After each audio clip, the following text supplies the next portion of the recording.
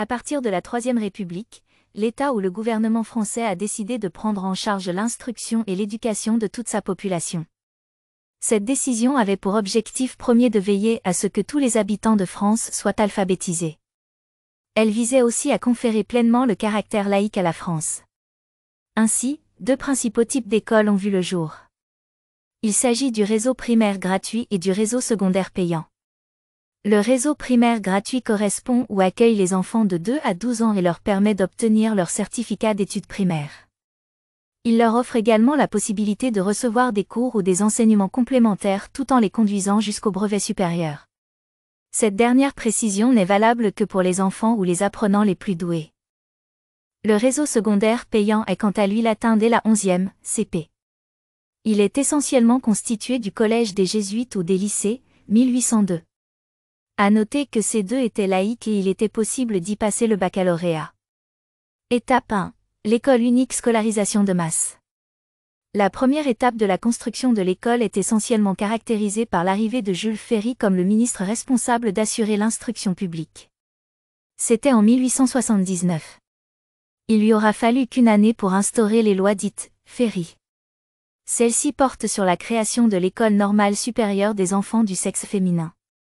Durant la même année, en 1880, il procéda aussi à la création de centres d'apprentissage et de collèges, lycées de jeunes filles. En 1881, la gratuité de l'enseignement primaire était effective sur toute l'étendue du territoire français. Il a été le tour du fait de rendre cette instruction obligatoire pour tous et laïque. Cela remonte à 1882, le 28 mars. La loi Gogbelet vient en 1886 pour permettre à ce que le personnel des écoles publiques soit également embarqué dans un processus de laïcisation. Ce qui a permis de conférer aux instituteurs des écoles le statut d'agent d'État ou de fonctionnaire de l'État à partir de 1889.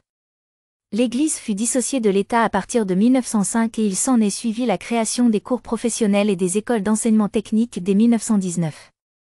Ces réformes ou cette forme de restructuration de l'État a favorisé le changement de dénomination pour le ministère de l'Instruction publique qui devient alors celui responsable de l'Éducation nationale.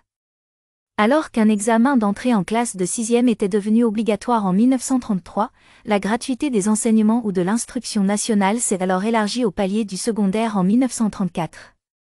Jean Zay instaura à son tour l'obligation scolaire jusqu'à l'âge de 14 ans pour tous les enfants du territoire français. En 1959, la réforme Berthoin repousse les limites de l'obligation scolaire jusqu'à 16 ans.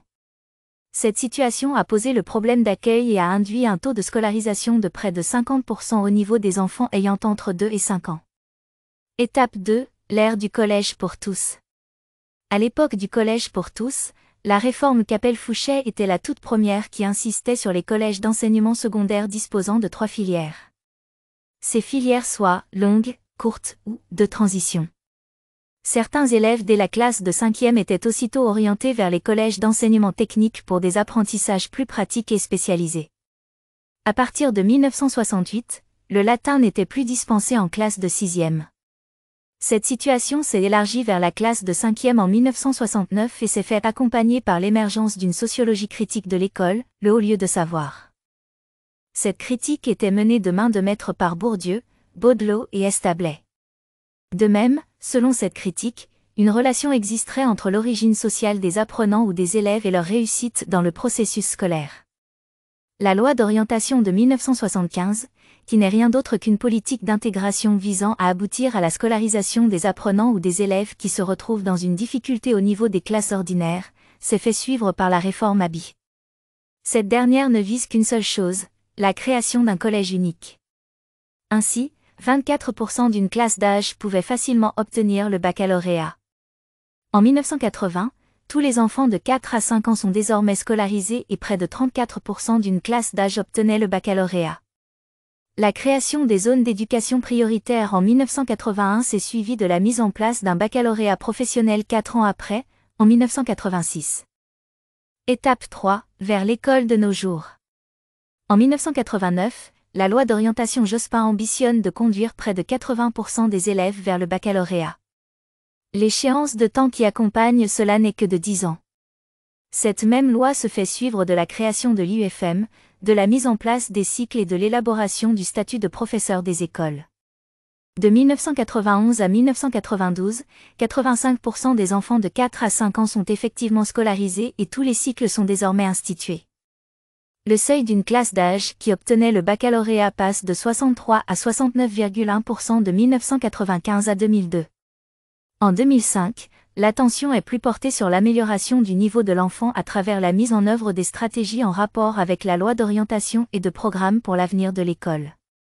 Ceci débouche sur l'avènement des nouveaux programmes à l'école primaire. Une réforme qui va insister sur le renforcement des capacités de l'enfant dans l'apprentissage des langues vivantes dès l'école primaire. La réforme des lycées en 2010, plus la loi d'orientation et de refondation de l'école de la République en 2013, associée au nouveau programme d'enseignement en 2015 et au retour au rythme scolaire précédent de 4 jours d'école par semaine en 2017, permettent l'effectivité des nouveaux programmes maths français en juillet 2018. Au final, l'enseignement est devenu obligatoire dès le niveau de la maternelle.